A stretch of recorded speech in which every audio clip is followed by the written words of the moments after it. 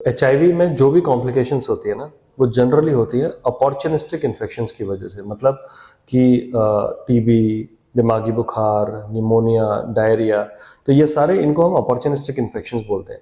और इनको बचाने के लिए कुछ कुछ प्रोफिलैक्सिस होती है, कुछ कुछ दवाइयाँ होती है जो हम देते हैं, जिससे वो अपॉर्चुनिस्टिक इन्फेक्शंस डेवलप ना हो। उसमें से एक है जिसको हम बोलते हैं ट्यूबरक्लोसिस प्रिवेंटिव थेरेपी, मतलब टीबी को होने से बचाता है।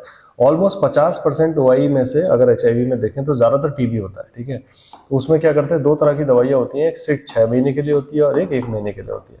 So we should take these two prevent the chances of development of TB, number 1। Second है सीपीटी। सीपीटी में होता है कॉट्रिमेक्सोजोल प्रिवेंटिव थेरेपी।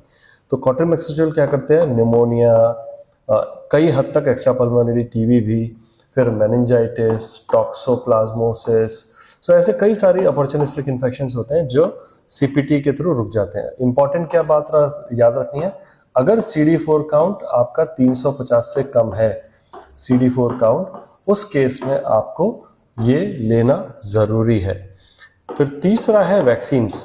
कुछ वैक्सीन्स होती हैं जो काफ़ी हद तक आपको कॉम्प्लिकेशन से बचाती हैं, जैसे एक पीसीवी वैक्सीन है, मेनिंगोकोकल भी वैक्सीन कुछ जगह पे लगाते हैं। सो मोस्टली वैक्सीन से कवरेज रहना चाहिए। इनफैक्ट एचपीवी और हैप बी वैक्सीन भी ले सकते हैं। फिर चौथा है कैंसर स्क्रीनिंग।